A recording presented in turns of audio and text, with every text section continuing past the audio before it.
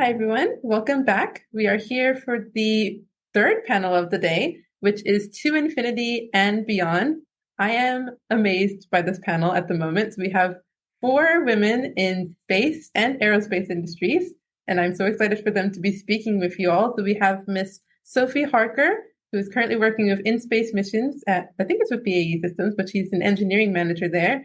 We have Miss Kinjal Dave, who is currently working as a defense consultant with BAE Systems. We have Cheyenne Powell, who is getting her PhD in, I want to say, explainable AI for space. And then we have Miss Hasret, who'll be joining us as Miss Hasret has quite a few titles. She's a economics professor, a microbiology and immunology expert, and she's a certified lunar analog astronaut, which is actually something that she has in common with Sophie because they're both analog astronauts. Okay, so just give me one moment. I just want to be able to introduce the panel. But in the meantime, just some quick housekeeping. So we do have quite a few panelists for today, but I want to be able to introduce you to all of them and also give you the chance to network. Because here at the LinkUp, the main thing is to see it, is to be it. And I wanted to be able to show you girls that there are role models for you in the space and aerospace industries. And not only are there so many for you, they look like you, they're successful, they've been where you are, trying to get into all these things, and they're excited to share with you and just really be your role models and to show you what's available and what's possible. So as a bit of housekeeping, we will have time for you at the end to actually communicate with these ladies and actually kind of speak with them a little bit. So if you would like to speak with any of them, feel free to raise your hand and I can unmute you and let you have your own little time to speak with them. And also for the Bermudian students, if this is your third time visiting us, we have a giveaway. We have our LinkUp t-shirts. You get the LinkUp on the front and then the different sponsors that we have on the back. That's for the Bermudian students. If you are between the ages of 10 to 17, then this shirt is available for you. I have a little wonderful giveaway bag that I'm hoping you can see, but not really. Oh, there you go. Nice and colorful. So we have our Digicel gift card, which is the $100 to Digicel. So if you're based in Bermuda, that'll be wonderful for you. And then just because of my own experiences with trying to get into robotics, I wanted to give you guys a little Arduino. So it's just an Arduino Nano, but it does connect to the Wi-Fi. And I thought it would be a good stepping stone for those of you that are interested in getting into robotics or just kind of playing with it because the Arduino is quite versatile. So I want to give that to you as well. So if you attend 4 sessions and you're based in Bermuda, that'll be the wonderful gift that you'll get at the end of the day. So, okay, I'll give myself a second to pause and then I'll just kind of introduce the session. So, in today's panel discussion, we have the privilege of hearing from 4 remarkable women who are making significant contributions to the fields of space and aerospace, which are 2 different things, and I'll get them to explain it to you in a moment. So each of our panelists is bringing us a wealth of experience and expertise, ranging from cutting-edge research in AI and space engineering to groundbreaking work in defense consulting, STEM education, and interdisciplinary science. So whether you're a high school student who's been dreaming of a future among the stars or a university student preparing to launch your career, pun intended, this is the session that will give you valuable insights into the challenges, the opportunities, and the exciting developments in the world of space and aerospace. And I'm so excited to link up with all of them today. We're just going to go ahead and get started. So I will ask you first, Ms. Oak, just because you're the first one on the panel. So if you could just introduce yourself and tell us a little bit about what you do, and then how, introducing yourself and your role.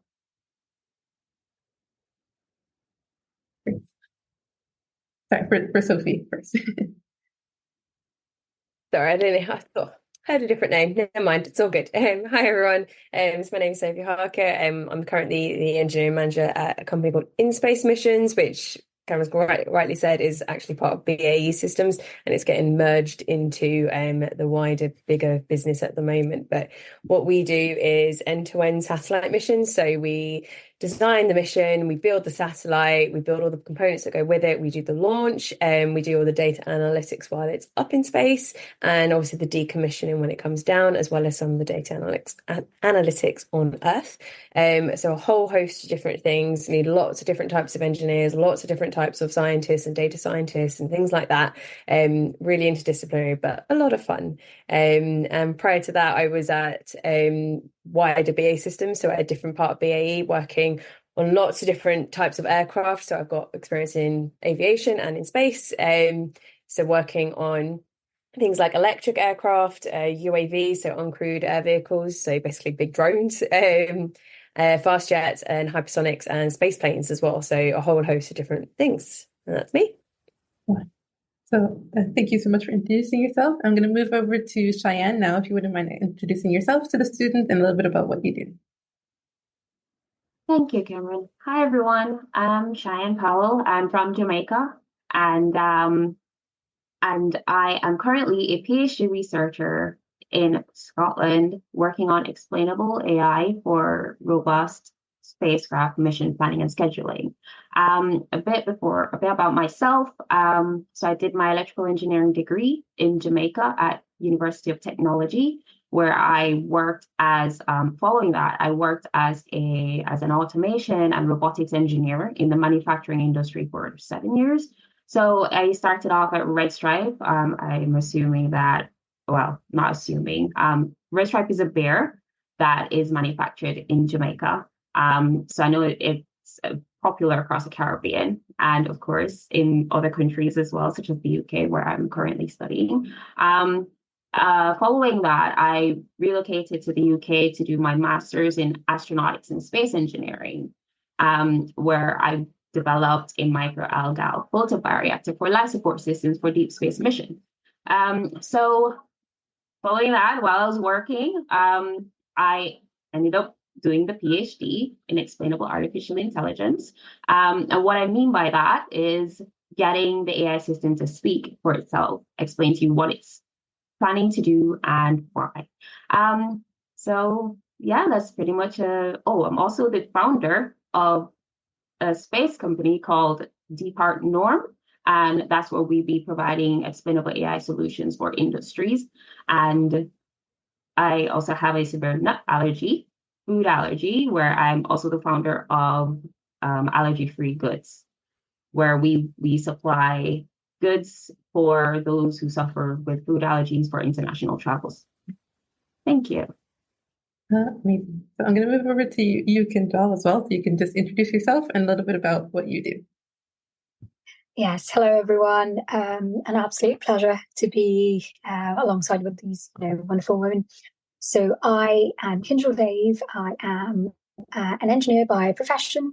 I am a dancer by passion. I like to write and dance and sing, but it doesn't pay the bills all the time. So what you do is you do it as a side hustle, as Gen Zs call it nowadays, and do your hardcore cool engineering and cool consulting as your day job. And then you discover the nuances and you understand that actually that is so much cooler. So if there's anybody listening, working as a defense consultant, I mean, both Sophie and Cheyenne have sort of touched on the kind of versatility and the variety that space offers as a career.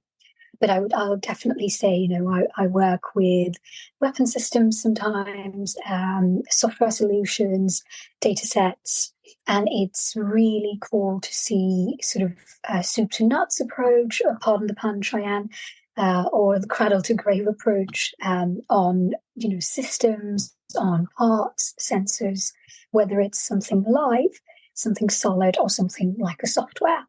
In my spare time, I have lots of fun attending events like this. And my master's was actually in nuclear energy. So if I ever go back into academia, I think I'd like to focus on, propulsion for deep space, using nuclear energy for the greater good, like space exploration, if and whenever that may be. So yeah, that's me. And I'm going to move over to Ms. Hasret as well, if you wouldn't mind just kind of unmuting and introducing yourself, and then a little bit about what you do. Hello, everybody. I'm very pleased to be here, and I'm really admiring Kameron because she's a student and she's making a lot of fantastic things. Okay, let me introduce myself. I'm a professor of economics. I've spent like 30 years working on business and education sector. I have started from the beginning as a student like you. Then I have graduated and I have just think about stairs, just think about a ladder, step by step.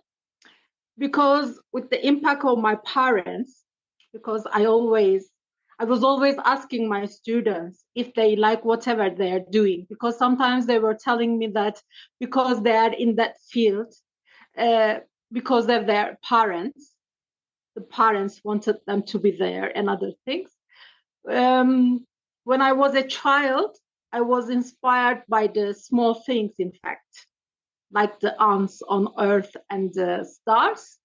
But my mother was not happy with that at all, because in our times she was coming from a small village, she was uneducated, and my father was a bit educated, let's say, and our environment was not so much improved. So she was telling me, just become a teacher and learn how to manage your life and manage your money and just continue your life, marry with a man, have children, and like this. But I said that, okay, let me move in that way, but I don't want you to become sad. But my passion was with the space and the biology all the time. But because of my father and the environment, I have continued to be an economist, because managing the money, budget is really very important about everything. Because sometimes my students were telling me we hate the maths and other things, but I was telling them, you are involved in math, because whenever you are going to a market to purchase a simple chocolate, you are just taking your money out of your pocket and you are exchanging with the chocolate. You put the chocolate in your pocket. That's the mathematics there. That's the economics there. So economics is the simple thing starting, in fact, while we are a child. So I have moved in the education sector as well. I like to teach. I have noticed that I like to teach. And I have the eager to get myself developed, experience, and because I believe in the lifelong learning as well. So if I want to reflect that one to the young people, I should have the necessary knowledge. So I have started the steps and come to become a professor. But I have persuaded my family anyway, and I have continued with the microbiology and immunology. That was my passion. And I've combined it with the space. It was coming from the little times. And then because my mother was preventing me to become that way scientist, I was inspired by the art as well. While I was a child, I was just trying to draw everything that I like. And I was reflecting my thoughts, my psychological views, and everything on paper. So whenever I go to become a lunar analog astronaut, I have seen the space dragon, the drawings and everything. And so I said that, okay, the digital art. I like the digital art. I can express everything with that. So I am involved in the digital art as well. My family liked the sports. And because of that, they have trained me in that way as well. So I have become a professional athletics, and I have joined the international competitions as well. I was successful there. I liked it. And we have come to these days. And now I am teaching at the Oxford Academy of Excellence for the young people. There is a special program there, like the Cosmic Girls. And I'm a volunteer working as a researcher at the Colorado.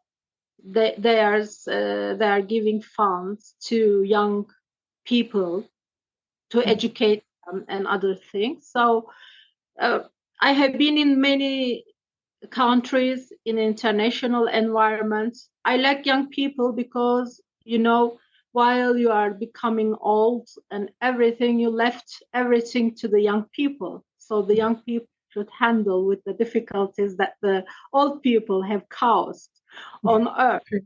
So, no, I don't want to leave you, but I will 100%. I'll be coming back because you all of you have been so interdisciplinary. You all have so many different things that you're working on. For example, Cheyenne, you're working on the allergy things outside of your interest in space. Kinjal, you're still looking at nuclear things on top of the defense work that you're doing. Sophie is a pilot, I believe, a pilot and also an analog astronaut. Hasret's on economics and arts. It's just, oh, it really just showing how, I guess, interdisciplinary and versatile it can be, not only just like in space and the aerospace industries, but also just as women in STEM. I feel like we all have quite a few like really diverse interests and things that you're all focusing on, which is something that I really wanted to show the students at this conference. So we're looking at the main theme is just to see it is to be it. So I wanted to bring together all of you to kind of get you to speak a little bit more about the space thing so people can see like, okay, so we have 4 wonderful women that are working in it. I can definitely be in there as well. So that is the goal, and that's what we're going to be working on. So I'm going to start asking a bit more space-based questions. Don't worry, they're coming, guys. So I wanted to ask Sophie specifically because you and also Ms. Hasret are both lunar, like the analog astronauts. So for those of us that don't know what that is, can you please explain it? And then how did you get into that? So I'll go to you, Sophie, to explain. Yeah, sure. It's an unusual thing that a lot of people have never heard of. Even those in space industry, it's quite a still niche within space industry. So it is unusual. Essentially, what an analog mission is you're simulating a space mission but down on Earth. So if you're doing a lunar analog, you're doing a moon mission but down on Earth. If you're a Martian analog, and obviously you're doing a Mars mission down on Earth. And that can be in a number of different ways. So you could be doing it either you're sort of isolated from the outside world, both digitally and physically. You could be doing it underwater in like extreme environments. You could be doing it in a cave. You could be doing it in Antarctica. You could be doing it all sorts of different places. And the purpose of this is, well, the number of reasons you do this. One of the reasons is a psychological factor. So how do a group of people who, well, in my case, when I went on my first mission, didn't know any of them really. I knew one of them briefly, but that was about it.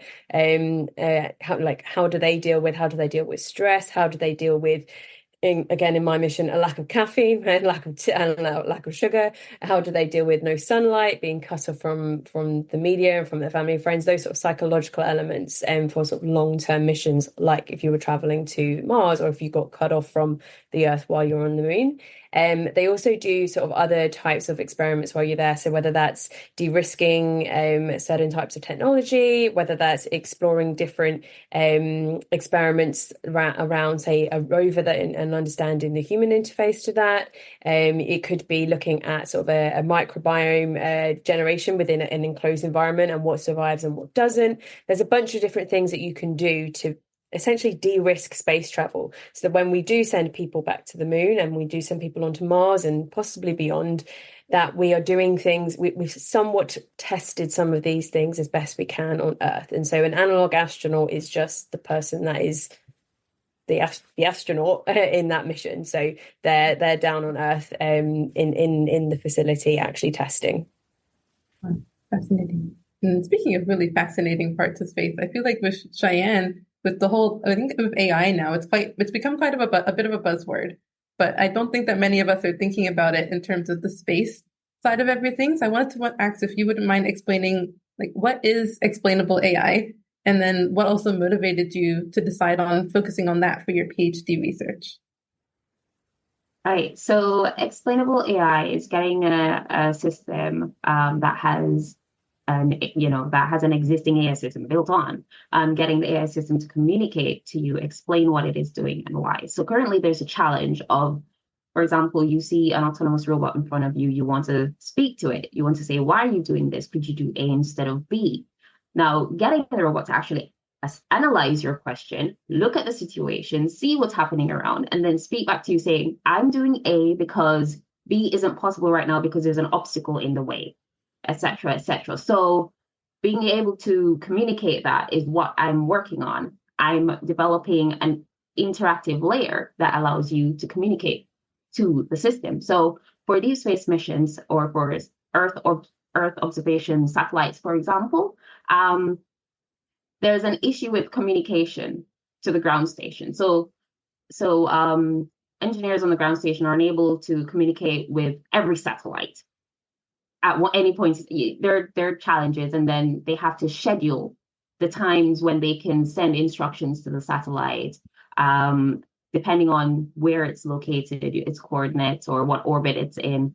And as a result, there could be instances where emergency situations can happen, and you'd want the satellite to respond on its own. And being able to respond on its own would be based on the trained data. That's where AI comes in, enabling the system to assess its environment, assess the scenario, and make a decision without any human interaction.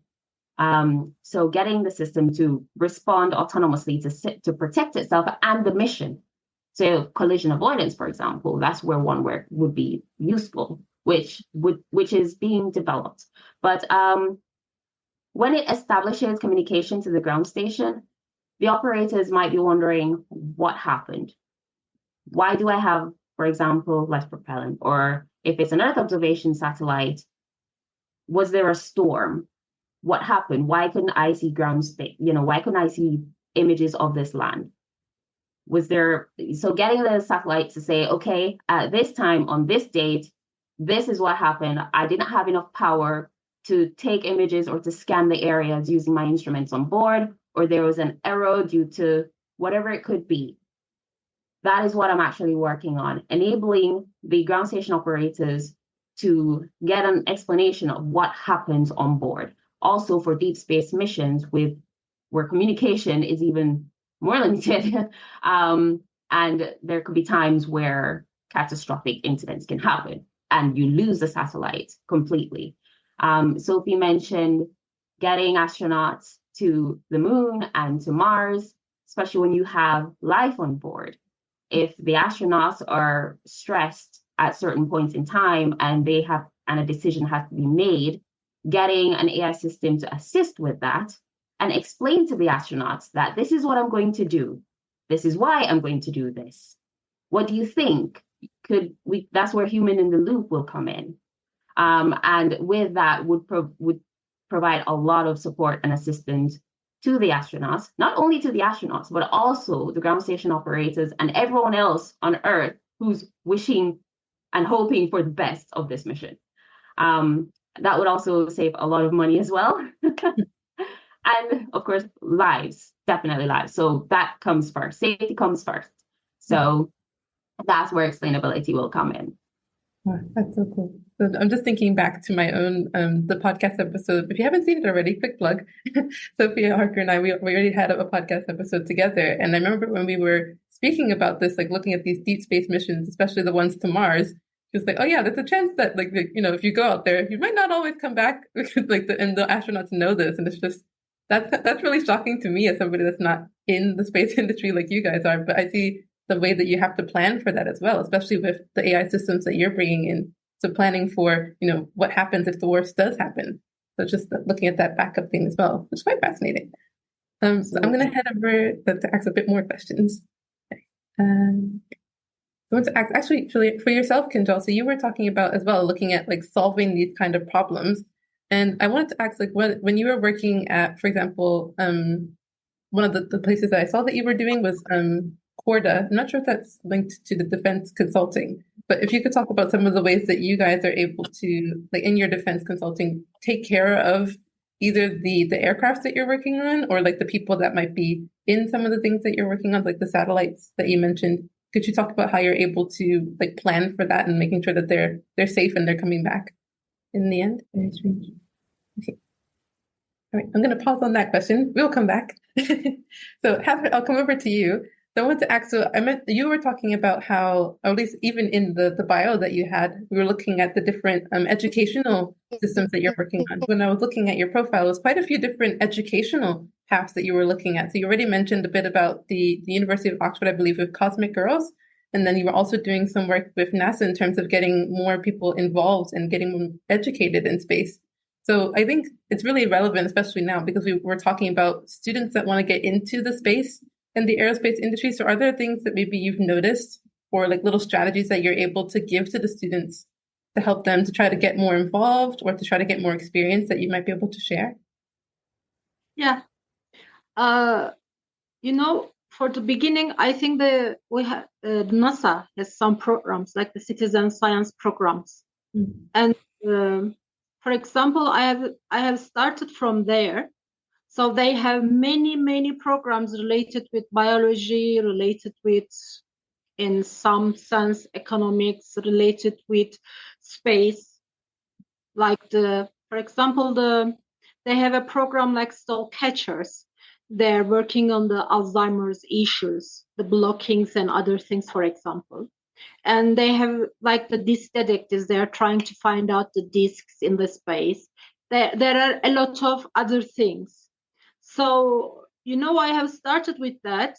It is like you can increase your focus as well. Because, yes, I have different umbrellas, but we are like living a life like the orbit of the Earth. When the Earth is moving around the sun, it is facing the moon. It is coming to face the Mars and other planets as well, the neighborhood planets. So while we are living our lives, on the way we can face people, we can face the fields and other things. Because if they want to go to the space is open to all the fields. Because, while I am teaching the space exploration course, for example, I have divided into 5 parts. I just wanted to give examples to the students in order to get the necessary views. For example, the space expedition. You should know about the solar systems and planets and, for example, the journeys to the moon, journey to the Mars. And I have the space economy. For example, while you have asked the question of becoming the lunar analog astronaut, the Sophie has explained it in an excellent way. But the other point that I wanted to mention as well, the cost. Because whenever you send the people to moon, for example, in order to make the necessary experiments there as well, there is a lot of cost. In order to decrease cost level, you make the simulation on Earth so that you can face the same environment and you decide about the experiments, but the cost level is becoming too low whenever you compare with the space. So this kind of things are really important as well. If the student they didn't decide about what they want to become, they can go to the like as I said, to the NASA citizen science projects, and they can just try to include themselves there so they can get the necessary information, and they can look for the programs like the programs, STEM programs, because these days, because everybody wants to move to leave Earth and go to another planet to live and try different experiences. Because of that, you can find a lot of programs. If they search like STEM programs, they can see a lot of programs.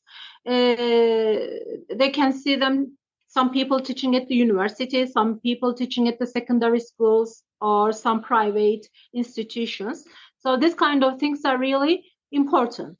And but they shouldn't forget that they should have the necessary network, because the necessary network is really important, as you are doing now, because you get experiences, you can find an opportunity to know different people, and maybe they can open your way.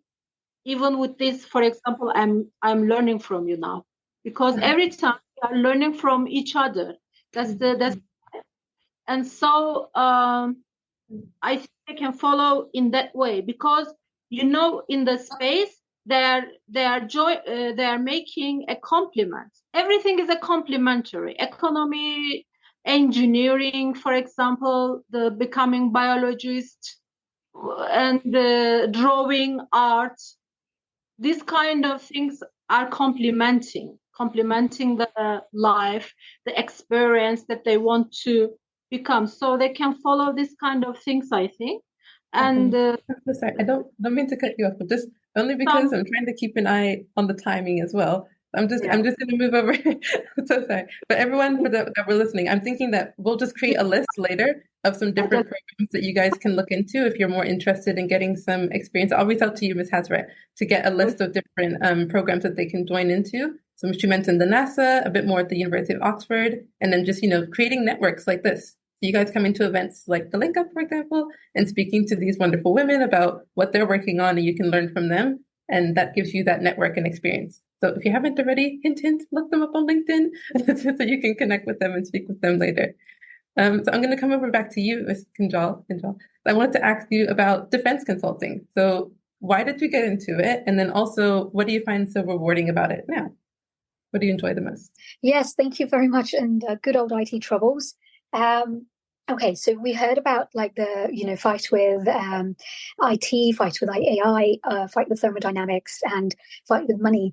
The thing that really sort of excites me about consulting is that the bottlenecks of the supply chain and how that affects our clients, like the space agencies or the Ministry of Defense, from a money or an economic perspective. And I also get to see the hardcore engineering and the nuances around that, or how innovation can actually overcome some of the inherent challenges. Like we have, for instance, making an aircraft fast. There's only so much you can do, but you can do some innovative engineering. And Sophie might be, smiling with this. Like if you have an afterburner that can just have a very interesting propulsion technique to make the aircraft go a little bit faster. What comes with that is several other challenges with materials, with a few sensor systems which are not communicating properly with the aircraft. What about the cost? How do you manage it? How do you justify extra funding? So as a consultant, I sort of see things from ideating from first principles, and then taking on the life cycle approach. So, whether it's in service, whether a piece of tech is added to something that's in service, and when it's in service, how do you then dispose it? What do you do with the end of life? When we talk about space, we must mention, space debris. How are we making sure that missions are having the end of life approach incorporated within? Also, from a safety perspective, when something is in service, are we making sure that we're sustainable, we're impacting less lives as possible, we're not polluting the oceans? What about, sustainability in terms of not just the environmental impact, but the social impact? Are we getting our workforce that is sort of more representative of the society? I get to deal with the hardcore engineering and the softer sort of, not that economics and social side of things is soft. One can argue that's probably fundamental, but I get to see both sides of it, which is what makes it really exciting. I love that. And I think just because there's so many of us, so many of you all really in this panel from different nations that we have. Sophie is in England. I think, Kinjal, you're also based in England at the moment. Hasret is in Cyprus. Cheyenne, you're originally from Jamaica. So I think one of the questions that I had when I was looking into it was seeing like this role of emerging, I guess you can call them space nations, just like the big countries where innovation is really happening. So we have like the US, Russia, things like that all coming together. So I wanted to ask you guys about how do you see the role of these like emerging different nations coming about, and how we can start getting involved in them in the different, like the space industry mostly is what I would like to focus on. So what would you say about the role of these different countries all coming together? I'm not sure if I should ask. Sophie, I might ask you actually. Yeah, I can start that. Yeah, it's space is one of the very few industries in the world that is a truly global industry. It's never a one country race in space. Even when you look at the likes of like the space race back in the 60s, it still wasn't just the US and just Russia. There were other parts of the world that played a part in that. And now it's the case now. So if you take like the superpowers of the space world, so you have like the NASA's in the US, you have Roscosmos in Russia, and those have obviously come from a long time ago. But then if you look back 20, 30 years ago, the Indian space industry wasn't very big, China's wasn't very big, and now they're two of the biggest in the world. And then obviously I can't fail to mention the European Space Agency with ESA, and that's growing pretty much year on year with new countries joining the European Space Agency, and it gets bigger and bigger. And it's more than just sending people to space, which, I want to be an astronaut. I love that stuff, but it's way bigger than that. There's a lot more to it than that. So if you look, for example, at like when you're using your Google Maps or any other map service you want to use, people go, oh, I'm using GPS. Well, you might be, but you may also be using a different satellite constellation that's not GPS. And that is done by, for example, ESA. They have their own version of Galileo. There's a bunch of other ones that are out there.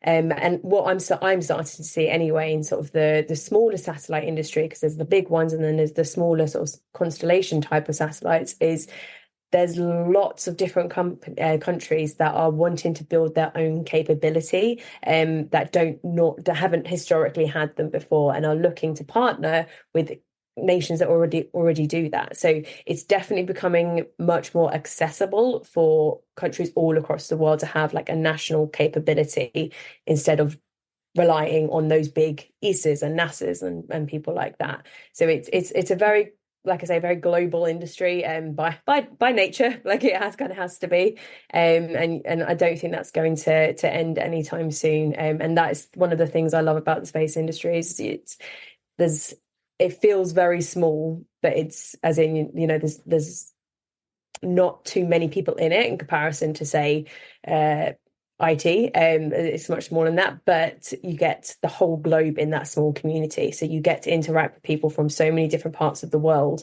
in that community very, very easily and pretty much on a daily basis. So yeah, it's one of the things I love about it actually is that international component to it. If that answers your question or somewhat answers it. Definitely. But I also wanted to ask Cheyenne to pull in on this as well, because you've been doing a lot of work with bringing Jamaica more into the space fields. I won't explain it. I'll get you. I would like for you to kind of talk a little bit more about your work that you've been working on. Okay, so currently I'm having discussions with the International Astronautical Federation. And what that is, it's a global organization that brings countries together from all over who are involved, who are interested in space. So there is a region, the Latin American Caribbean region, and I've had a few meetings with them, and I'm trying to get more Caribbean islands involved. As the last meeting I attended, I was the only one from the Caribbean, English-speaking Caribbean country that attended this meeting. And so I have actually spoken with the universities in Jamaica, and I am trying to expand from there as well, trying to explain the importance of space, how they can contribute as well. Because from the Caribbean island, during my research and from attending these space conferences, such as the International Astronautical Congress, IAC, which is actually hosted by the IAF, the federation, the organization that I'm having discussions with, as a Caribbean islander, I noticed that our skills and expertise, the skills that we have just from, being innovative and creative and working with what we have around us, can be very useful in the space industry. We can once we are able to adapt ourselves to different environments. I'm not going to say the sky's the limit, because it's not. It's limitless, our capabilities and our skills. So that is one of the things that I'm trying to do. I'm not limiting it to Jamaica, so I'm trying to reach out to other Caribbean islands. You and I have spoken about this, Kameron, about about expanding a bit more. So yes, that's one of my missions, and that's what I'm actually actively doing at the moment. This is also fascinating. So just a quick little PSA to the attendees. The questions, you can ask questions at any time, but if you would like to kind of speak with some of these wonderful people, if you've seen you've been listening to them with their different accolades and the things that they're working on, if you yourself are already in aerospace, maybe you want a little bit of advice, these are the ladies to talk to say, we have so many different ladies in the room. Because when I had asked one of my friends actually who's doing aerospace engineering, I was like, do you know any women in the field? Like, were there any professors in your class? And he was like, now that I think about it, no, we didn't have any aerospace, like the women that were in the aerospace space field. So I'm just saying, guys, this is the perfect time for you to kind of speak with them and ask them some questions because we have 4 of them here for you. So just let me know if you need anything. But in the meantime, I'll just keep it moving. So I wanted to actually ask, I guess, some more questions. So I think, Kinjal, you might be the person to ask about this with your experience as a defense consultant, because I saw that you were also looking at, like you had also worked in like the central government, international government, and also with some commercial clients. If you could talk a little bit about, I think what's really interesting is space tourism, which one, explain what that is, and then also how people might be able to learn a bit more about it. Like what should we be looking at as we start thinking about space tourism? Because I find it kind of fascinating. Oh yeah, I mean, who doesn't? So one definite movement in terms of space as an industry is happening towards the direction of inclusivity. So back in the day when we first went to the moon, it was just really fit, very well-read Air Force pilots, test pilots, who were at the peak of their fitness. Most of them were men because, they didn't know what radiation did to our bodies back in the day. And now it's becoming much more inclusive in terms of physicality, in terms of mental capacity, and also economics. So what happens now is, when you have ESA announcing that we will train and send an astronaut or differently abled astronauts in space, it gets people like, Richard Branson sort of jumping up and down and going, what if I can capitalize on this? So with space tourism, it is extremely exciting, and there's a lot of work happening in the US in terms of capitalizing on space tourism. So what they're trying to do is make the engineering more and more robust. So people like you and me who are perhaps not as, I can only talk for myself. I don't know about you, but perhaps not as fit in terms of fitness levels, or not as robust in terms of learning a new language or a software system just to go in space in 3 months or even less, can enjoy the benefits of space exploration. So Virgin Galactic is making their spaceships or space travel extremely friendly for people. One company that you should be looking at and following, they're doing some really cool research, that is Virgin Galactic. And I think you can also register, you and I can register to be on the next commercial space mission. It is quite expensive, but they're trying to also lower the cost to accommodate for that inclusivity factor. What actually happens with space tourism is that you can get commercial clients. You can have bases in India, in parts of Australia, in the sunny Caribbean islands, and UK and USA. And you can actually get a lot of companies within those specific ecosystems and those countries contributing to the wider good. So when you're looking at ESA or NASA, because of the space asymmetry and because of national security aspects, national laboratories wouldn't allow non-US citizen to work on something or non-European to work on something. When you get a commercial player in place, confluences are more, and national security aspects are less. So the conversation differs slightly, and you get more components of inclusivity and collaboration. So, SpaceX is also looking at doing something like this, but Virgin Galactic they've already sent a couple of commercial astronauts in space, and they're looking to make it even more inclusive, less and less exclusive with their tech and science. So yeah, that's my take on space tourism. So fascinating. I think I'm going to come back to you, Sophie. I'm trying to ask questions from a range of different participants. But I remember in our episode we had talked a little bit about the green challenge, I would say, in terms of when you're putting things into space. Like, for example, you put something in there. Is it supposed to stay there? Is it coming back? So I'm not really sure. So I wanted to ask you about what the green challenge is, and then how can students really prepare themselves to get involved in something like that? Yeah, there's a number of sustainability challenges with space and aerospace as a whole. So that's aviation and space together. Specifically on space, is the number one, as it were. The main one is space debris. It's a really big factor. One of the I don't know if like we could share a photo somehow of a picture of Earth from a distance, and you'll see all of the satellites that surrounding Earth and all of the sort of like old bits of spacecraft that still exist there, and they're just floating around, and they will be floating around almost forever. So most satellites you send up now, so what we'll send up, for example, we have what we call a controlled descent. So we will bring them back down to Earth once their life is over, and they'll burn up on re-entry into Earth. And they're very small, so they're not going to be creating a huge amount of anything that comes, like you won't see anything come back through. But there's a lot up in space that can't come back down, and even small things like a speck of paint sounds really silly, like, oh, who cares about a speck of paint? Well, the ISS do, for a start, because if you're flying a small teeny tiny piece of paint, even though it's tiny, flying around at the speed they're flying around, which is like hundreds of thousands of miles per hour or kilometers per hour, depending on what you're looking at, very, very fast. So a teeny tiny speck of paint can make a crater, like an enormous crater in the side of another spacecraft. So that could either be another satellite, or it could be something like the ISS, and you could actually cause some serious damage that can be life-threatening to those astronauts. So there's a number of things like that that are a real issue. So one of the big issues with that is, how do we get rid of it? And the answer is, we don't really know. There's a lot of ideas out there. So there was one about a harpoon, which is like an arrowhead with a net out the back of it. It sounds interesting.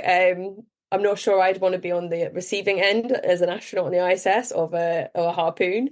And there's a bunch of others about like looking at can we have like a space Hoover, and how do we get rid of these parts, as well as some of like the bigger parts, and understanding how we get rid of those. So there's parts of like the Apollo missions that are still floating around in orbit, completely useless. They don't do anything, but they're just there. So it's basically a big junkyard. And then the more you've got there, just like you have with more cars on the road, the more likely you are to have a crash. So that is a big issue. You then also have the sustainability issue right down at the bottom on Earth, in that a lot of the things that we need for space, like, for example, lithium-ion batteries we often need for space, solar panels, we need a lot of very specialist materials that are high-integrity materials that have detrimental impacts to Earth. So if I take lithium-ion batteries, for example, is when you mine for lithium, you have quite a lot of environmental issues like water pollution. When you mine for cobalt, which are also in lithium-ion batteries, you also have a lot of social issues. There's a lot of child labor in that. There's a lot of corruption and bribery, and a lot of these things, like further up in the train, as well as manufacturing that battery, uses a lot of energy. It pollutes a lot of CO2. So it's up to people who are buying those batteries and using those batteries to put that requirement to say, we're not going to tolerate bad practices earlier in our life cycle. So that's a really tricky thing, because it has an economic impact. I'm sure Hasret will be able to tell you, as well as it's not a very easy answer. It's not easy to track. So there's a really big challenge in that. And that's the same of whether it's a lithium-ion battery for a satellite, whether it's the same as ultra high integrity material for a rocket, or if it's just a lithium-ion battery in your iPhone. It's the same problem that people all over are trying to solve, and space is just one of those customers that are trying to help. Wow. And I think I'm going to head over to, but I think that that's really interesting as well, because one of the things, well, I'm not in aerospace, but one of the things that I've definitely heard from some of my friends that are doing aerospace and also looking at the space engineering. Sorry, I should stop using these interchangeably. Two different things, guys. There's airspace and then there's space. Aerospace is looking at the aircrafts and things, but they're quite similar. Sorry, I'll let you go ahead. Covers space and aviation. Right. So if you say aerospace, it includes space. Right. If you say aviation, it's just aircraft, and then aerospace is the two. Thank you. So if you say aerospace, you're fine. That covers it both. Thank you. I was a little bit worried, but thank you. One of my friends says he's doing aerospace. He was looking a lot at things like, for example, the nuclear energy, which is what I think Kinjal was looking at as well. So looking at how you mentioned already, like little small things for paint, but also just looking at how if you need to be able to take these big aircrafts into space, how much energy is that going to take, and where are we getting it from? I think that that's really interesting as well. So looking at there's a lot of different things you can do for sustainability in space, which is quite fascinating.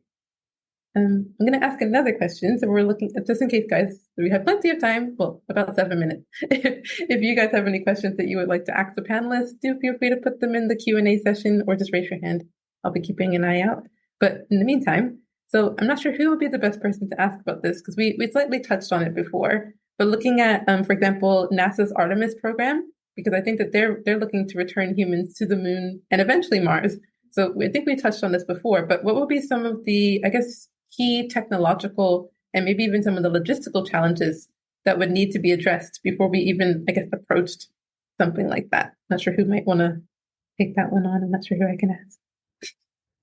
Hasret, or maybe Cheyenne. I'm not sure who I could ask. So because my expertise focuses on explainable AI, I can only speak on what I know from my studies and the papers I've read and some of the conferences I've attended. So, okay. So some of the key factors that as humans, what we do need resources for just life support. And with regards to the equipment required on board, there will be, well, I can't speak for exactly what equipment exactly, but they would need, there's a supply, they have to be ensure that the astronauts have enough supplies on board to keep alive for the mission, for landing. Regarding where, they'll have to do a lot of analysis of environmental conditions and well, for Mars as well. Well, you already know about the Mars missions that have been taking place where they're taking pictures and analyzing soil samples and studying the environment and the atmosphere. Of course, we need to know these things in order to ensure that if it's humans we're sending, that we can create an environment that is safe. So there are some companies actually that are looking into this with regards to building structures on surfaces of planets, and they're looking on different types of materials. So and I've also spoken with biologists as well who are looking into this. Yeah, I can't really say much. That's okay. I might pause for Ms. Kinjal because I think Kinjal had something she wanted to add as well.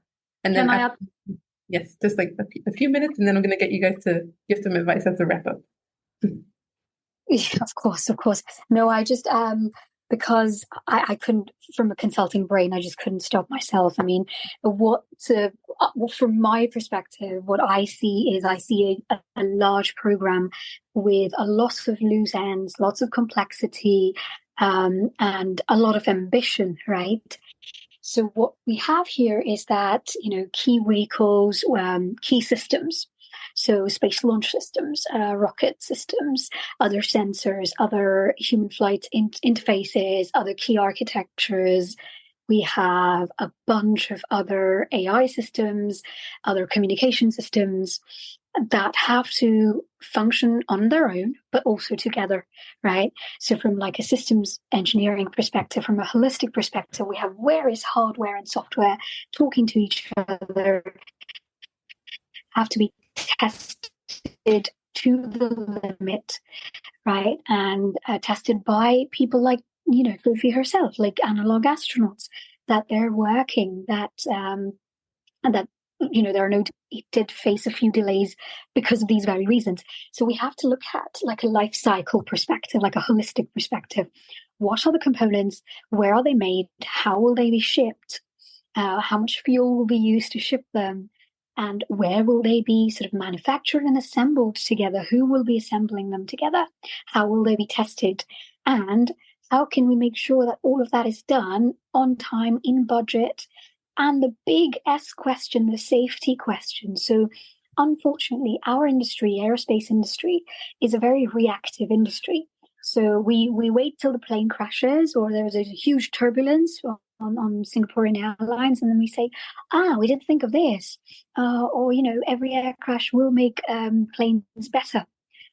Instead of that, I think what we can learn from other industries like the energy systems or the nuclear systems is to inherently make it safe, and the safety being a huge part of the discussion from the very top. We make them very ambitious. The European Space Agency is actually pretty better than NASA. I can say this when it comes to safety.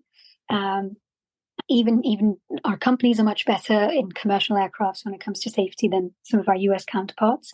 But in order to get something in time and on budget, we sometimes compromise on safety. Let's not do that, because in Artemis, I think one of the components was tested and failed, and they had to run the entire test again.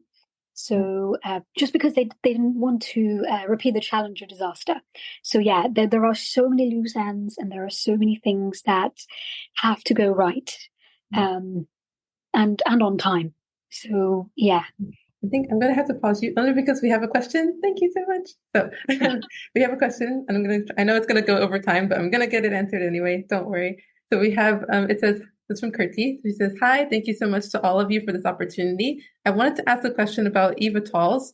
AIBot is an eVTOL company that is similar to Tesla in that it has been running algorithms on its vehicles in order to accumulate knowledge and advance its AI software to pilot the vehicle. What do you see as the primary technology and safety hurdles that we would need to overcome to reach this stage? And would you have any thoughts about how this would influence urban air traffic, for example, using eVTOLs as a part of a taxi service? Not sure who I can bug. It might be you, Sophie. I might have to go over to you. Yeah, I can answer that. That's okay. Yeah, I spent 3 years working on eVTOLs, so it's for those who don't know what an eVTOL is, it's an electric vertical takeoff and landing, also known as an air taxi. So the big ones are like Lilium and Joby and companies like that, Vertical Aerospace in the UK, like a lot of big companies that have started over the last less than 10 years, really. So the AI argument in terms of control software, I'm sure Cheyenne will be able to tell me a lot more about the AI that actually goes into it. So I will take it more from almost as a customer perspective as the aircraft designer. So similar to what Kinjal was saying, is that safety is paramount in aerospace. We don't trade it off. Let's put it that way. Like it's number one. It's always number one. There are things that fall through the cracks because we're human and things happen, but it is always number one. And whenever we introduce anything to do with control, so control is what we call a safety critical system. So without those control systems, the aircraft falls out the sky. So anything to do with control has to go with the highest certainty that we know it's going to go right. So it's something like 10 to the minus 8, 10 to the minus 9 of probability something will go wrong. So that's like 0.001 chance that would happen. So you're talking 1 in every 10 billion flights that something might go wrong. So we're talking very small probabilities. To get AI outputs to prove to that level of certainty is very difficult at the moment. It may be possible. I'm not saying it's impossible. Aerospace, and this is where the reactive comment comes in, is they're reactive to wait till the AI industry can prove it, if that makes sense. So that the safety argument is the biggest, hardest part of using AI as part of control software. That being said, they can take like an AI image. So once I'm assuming it's machine learning you're talking about here by your question that you've talked about. Once you've learned the algorithms learned enough, they can pause it and go, okay, this is the snapshot of the software we're going to use, and then test that software and prove that does what it's meant to do. It's called neural net. They can absolutely do that. That's no problem. I say no problem. It's still fairly new for aerospace, but they can do that. That's one of the things that has been revolutionized in the past 5 years, let's say. But what they can't do is use like a live machine learning that is constantly learning, oh, this pilot flies it this way, so if I overcompensate in this place, it'll mean they'll fly better or they'll use less battery or whatever it is. But it cannot do that because there's just no safety regulation to prove that it would know what to do. And the recent incident with Boeing is a really good example of why you don't mess with the control system, because those things go wrong and it goes horrendously wrong.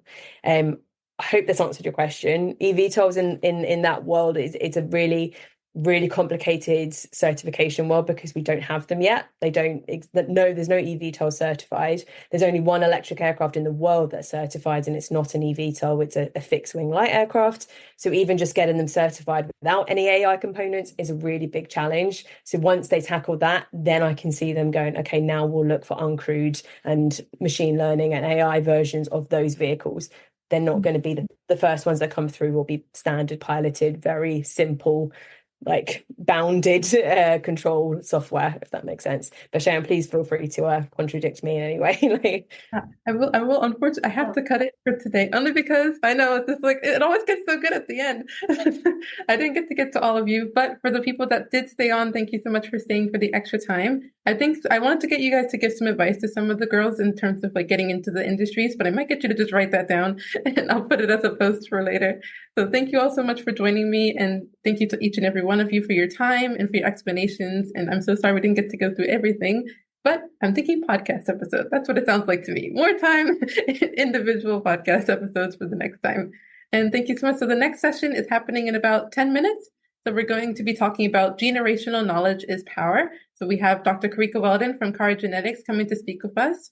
She is the first woman to solely own a genomics company. So she'll be speaking with us in about 10 minutes. So if you have time, feel free to join us and hop over onto that session. It'll be in 10 minutes, and I will see you there. Thank you all so much again for your time. I'll see you at the next one. Thank you. Thank you. Thanks. Bye. Bye.